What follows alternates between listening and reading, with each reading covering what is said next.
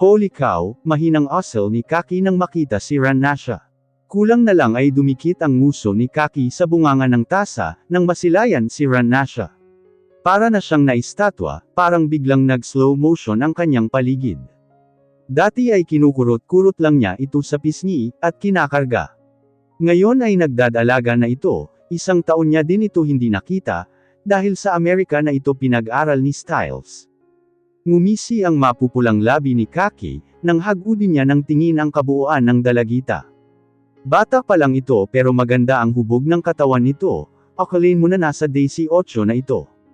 Nilapag ni Kaki ang tas ang hawak niya sa center table, na nasa harapan niya at agad tumayo. Nakangiting naglakad si Ran Nasha, papalapit sa direksyon nila. Hi Kuya Kaki, masiglang saad ni Ran Nasha, habang papalapit sa lalaki. Akmanos anang yayakapin ni Kaki si Ran Nasha, pero umiwas siya. Nang makita niya ang figure ng isang lalaking nakasunod sa likuran ni Ran Nasha, bigla-bigla na lang ito sumusulpot, na hindi mo alam kung saan ito nanggaling. Bakit hindi niya ito napansin, masyado kasi natuon ang atensyon niya kay Ran Nasha. Nang yayakapin din sana ni Ran Nasha si Kaki, ay iniwasan lang muli niya ito. Napanguso ang dalagita, at sinundan ng tingin si Kaki. Hey Kuya Styles, long time no see, I miss you ha. Wika ni Kaki, at niyakap si Styles. Kunwari ka pa ako ang yayakapin mo, pero ang totoo si Ran Nasha naman talaga.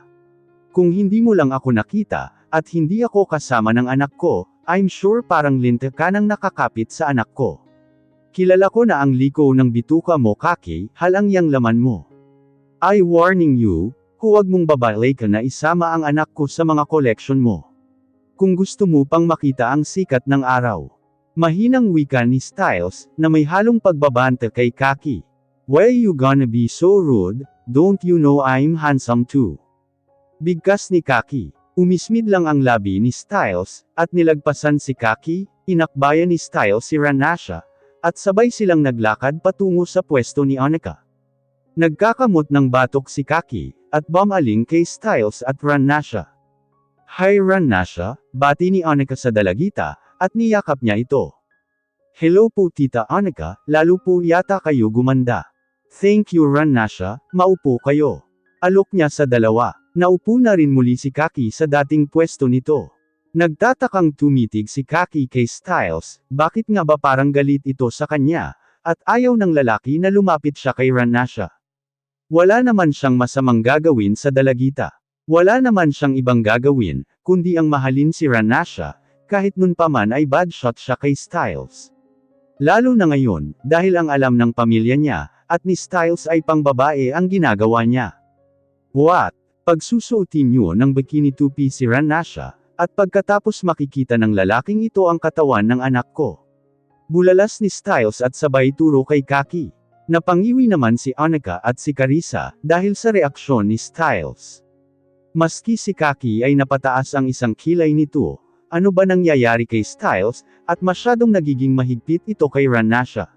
Noon ay hindi naman ito ganito, minsan nga ay siya pa ang nagbabante kay Ran Nasha nung bata pa ito. Kasama kasi sa photoshoot yon. Malumanay na wika ni Annika. No, hindi ako papayag. Muling sigaw ni Styles. Huwag mong sinisigawan ang asawa ko.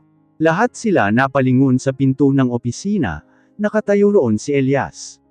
Habang ang dalawang kamay nito, ay nakasuksok sa bulsa ng suot nitong itim na pants. Sweetie, bigkas ni Annika, at tumingin sa suot nitong wristwatch. Saktong alas 11 na ng umaga, mahaba-haba na rin pala ang pag-uusap nila Annika at Styles. Sumimangot naman si Styles, na bumaling kay Annika. Tumabi si Elias kay Annika, at inakbayan ito. Hoy, ikaw kung may sama ka ng loob kay Kaki, huwag mo idadamay ang asawa ko. Inis na asal ni Elias, at masamang tinitigan si Styles. Fine, I'm sorry, okay. Kailan ba uumpisahan ang photoshoot para matapos na ito? Medyo naging malumanay na ang boses ni Styles. After lunch, at sa Tagaytay ang place kung saan gaganapin ang pictorial, doon sa bagong resort ng Montenegro. Sagot ni Annika. Okay, doon na kami dediretso ni Ran Nasha, sasanduan ko lang si Eve. Then, tutuloy na kaming tatlo doon. Tumayo na si Styles, at sabay hila sa kamay ni Ranasha. Bye Tita Anika and Tito Elias, kita na lang po tayo sa Tagaytay. Masayang palem ni Ranasha sa mag-asawa. Bumaling naman ang atensyon ni Ranasha kay Kaki at kumaway. Bye, wika ng dalagita pero hindi niya ito sinaboses. Isang tipid ng ngiti ang tinugon ni Kaki kay Ranasha. Malalim na hininga ang pinakawalan ni Kaki, nang makalabas sa pinto si Ranasha at Styles. Ano ba nangyayari sa kumag na iyon? Daig pa yung istrektong tatay. Anang ni Elias at bumaling kay Kaki. Ano ba ginawa mo kay Styles? At parang bad trip sa'yo, tanong ni Elias kay Kaki. Nagkibot balikat na lang si Kaki, at nagpalem na rin sa kanila, na aalis na ito. Aalis na rin ako Ma'am Anika Sir Elias. Palem ni Carissa, medyo mahabang oras na ang nalagi niya sa opisina ni Anika. Ni hindi na nga napansin ni Carissa ang oras, masyado siyang nalibang sa pakikipagkwentuhan kay Anika. Ano ka ba Carissa, Anika na lang itawag mo sakin, hindi ka na nagtatrabaho sa akin. Kaya itigil mo na yung kakatawag mo sa akin ng Ma'am Anika. Magkaibigan na tayo ngayon, kung may time ka, dalawin mo ulit ako rito. Saad ni Anika at yamakap kay Carissa. Sabay lumabas ng opisina sila Anika, Elias at Carissa. Pagkarating nila sa labas ng lobby, may tumigil sa kanilang harapan na isang itim na Lambo. Bumaba mula roon sa driver's seat ang isang lalaking matangkad. Nakasuot ito ng white V-neck t-shirt, at maong na pants. Matangkad ang lalaki, na halos kapareho lang ng taas ni Elias. Lumapit ito kay Carissa, at sabay hapit sa baywang nito at hinalikan sa labi ang babae. Napanganga si Anika sa kanyang nasaksihan. Rinig niya ang bulungan, at impit ng mga babaeng kinikilig sa kanilang paligid. Akala niya si Elias lang ang ganito, na bigla-biglang nang hahalik. Nang bumitaw sa paghalik ang lalaki sa babae, ay nagsalita ito. I miss you, akala ko ba mabilis ka lang, ang tagal mo bumalik. Naboard ako, kaya naisipan ko na sunduin ka. Malambing na wika ng lalaki, ang atensyon nito ay kay Carissa lang nakatuon. Parang wala siyang pakialam sa kanyang paligid, kung may ibang tao ba. Anika aalis na ako, sinusundo na ako ng master ko. Nahihiyang saad ni Carissa, sige ingat kayo, nakangiting wika ni Anika. Pinagbuksan ng lalaki si Carissa ng pinto ng sasakyan, nang makasakay si Carissa sa passenger seat, ay binaba niya ang bintana ng sasakyan, at kumaway kay Anika at Elias. Tumango lang si Elias bilang tugon, si Anika ay todo ang kaway sa babae, kahit nakaalis na ang sinasakyan nito. Sweetie, bigla akong nainggit, ikis mo nga rin ako. Naglalambing na wika ni Anika at ngumuso. Napataas ang kaliwang kilay ni Elias, dahil sa inaakto ng kanyang asawa. Let's go, doon tayo sa kotse, hindi lang halik ang gagawin ko sayo. Nakangising sabi ni Elias. Agad na mula ang buong mukha ni Anika, dahil sa sinabi ng kanyang asawa. Malakas niya itong pinalo sa malaking braso nito. Aray, bakit ka namamalo? Natatawang saad ni Elias.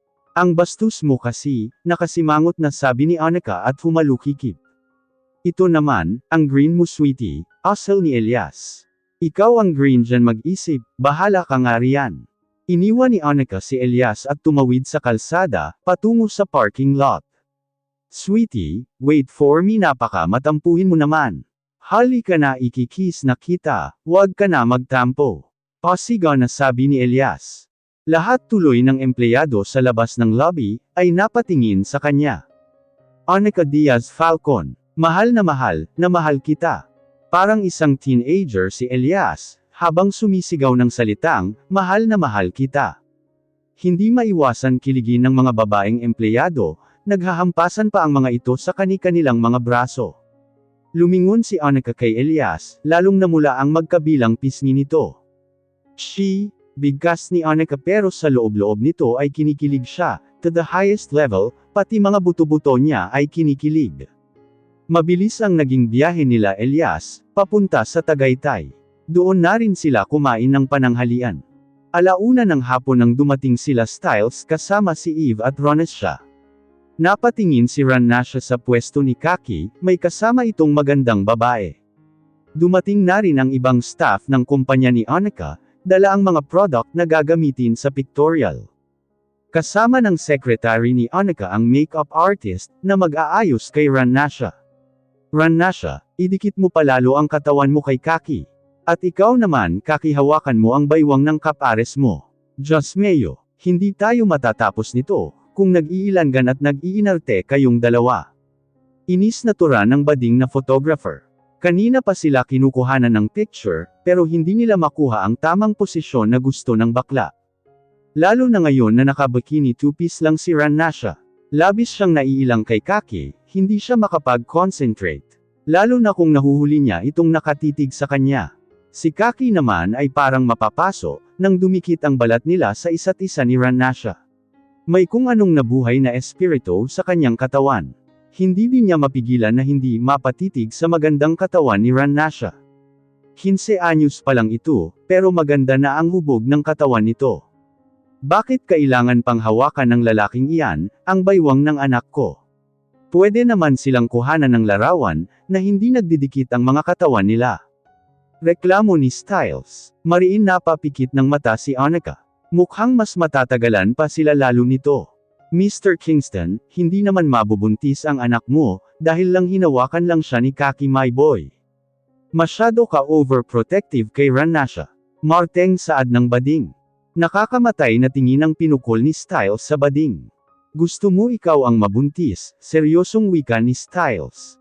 Oh yes, basta ba naman ikaw Fafa Styles ang bubuntis sakin, why not? Malanding sabi ng bakla. Lumapit ka sakin para malaman mo, kung paano magbuntis ang mukha ng baklang katulad mo. Matigas na litanya ni Styles. Napangiwi ang bakla. Naku, huwag naman, baka magmukhang dugong ako niyan, sayang ang pretty facelet ko, kung masisira. Walang nang masisira sa mukha mo, dahil matagal nang sira. Pahabol pa ni Styles. Mas maigi siguro pagpahingahin muna natin sila. Anang ni Annika, napansin din kasi niya, na hindi komportable si Ranasha. At para maawat na rin ang bangayan ni Styles at ng bakla. Ranasha, halika, tawag niya sa dalaga. Lumapit naman sa kanya ang dalagita, at alanganing ngumiti. Okay ka lang ba? Gusto mo ba i-cancel muna natin ang pictorial na ito? At sa ibang araw na lang natin ipagpatuloy. Malumanay na saad ni Annika. Nabigla naman ang mukha ni Ranasha, dahil sa sinabi ni Annika. Nako, okay lang po ako Tita Annika, don't mind me po. Ang inaalala ko lang ay si Daddy, ang sama kasi ng tingin niya kay Kuya Kaki. Maagap na saad ng dalagita. Lumingon si Annika sa pwesto ni Styles at Eve, ang sama nga ng tingin nito kay Kaki. Kulang na lang ay kainin ng buhay ni Styles ang binata. Huwag mo isipin yang daddy mo, hindi naman makakapalagyan, nariyan ang mommy mo. Sige, pahinga ka muna, puntahan ko lang si Tito Elias mo. Naupo si Annika sa silya na katabi ni Elias. Inabutan naman siya ng lalaki ng bottle of water. Thanks, pasalamat nito sa asawa.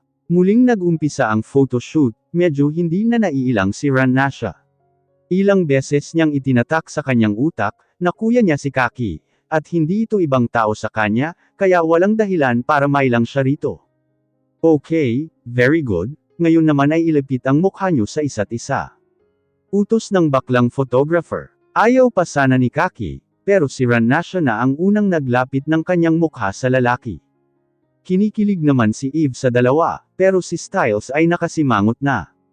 Hindi lang siya makapalag, dahil nasa tabi siya ni Eve. Pero ngayon hindi niya gusto ang pagkakalapit ng mga mukha ng dalawa. Sige, pailapit niyo pa ang mga mukha niyo sa isa't isa, utos ng bading. Gusto mo iyang mukha mo ang idikit ko sa camera. Angle ni Styles sa bakla, kaya lahat ng tao ay napatingin kay Styles. Kanina pa nena si Annika. Tapos na sana ang pictorial kung hindi lang nangingialam si Styles. Naiintindihan naman niya kung bakit masyadong bantay sarado si Styles kay Ranasha. Pero masyado naman kung pati sa photoshoot ay mangangialam pa ito. Inis na tumayo si Annika sa silya niya, at naglakad patungo sa pwesto nila Styles. Styles, pwede ba huwag ka masyadong photoshoot lang ito. You know what Styles? Instead na matapos ang pictorial ng maaga, natatagalan dahil dyan sa kakareklamo mo. Inis na sambit ni Annika. Napanganga na lang si Styles, pati si Eve ay hindi nakapagsalita. Nasa likuran lang ni Annika si Elias, nakangisi ang loko. Bro, huwag mong iinisin si Mrs., bad trip pa naman ka, kulang kasi sa halik kaya mainit ang ulo. Natatawang wika ni Elias. She, isa ka pa, anang ni Annika kay Elias at nilagpasan ito.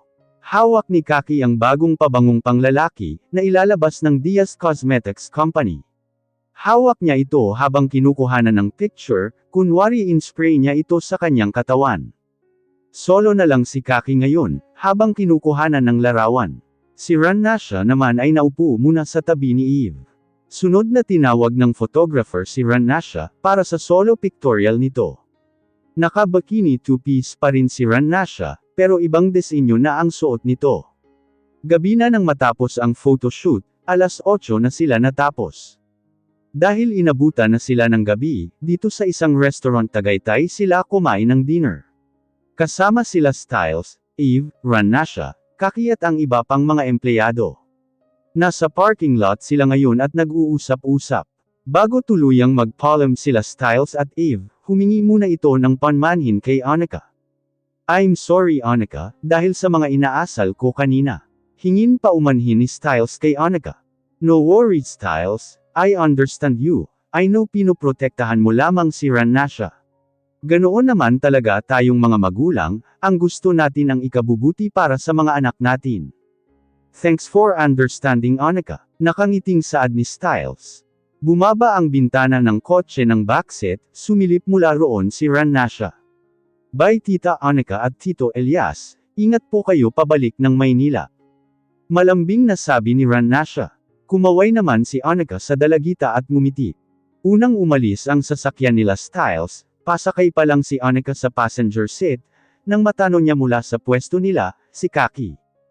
Nakikipaghalikan ito sa babaeng kasama nito kanina. Nasa madilim na parte nakapark ang sasakyan nito. Napailing na lang si Annika, at pumasok ng kotse. Habang abala sa pagmamaneho ng sasakyan si Elias, si Annika naman ay sinandig ang kanyang ulo sa salamin ng bintana, at balak matulog. Nakaramdam kasi siya bigla ng pagod at pagkaantok.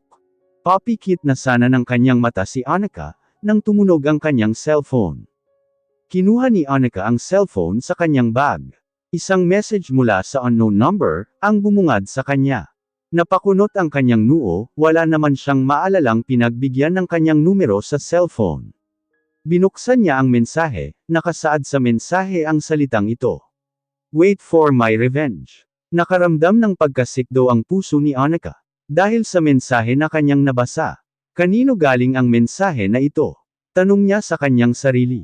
Hindi maiwasang gapangan ng takot si Annika.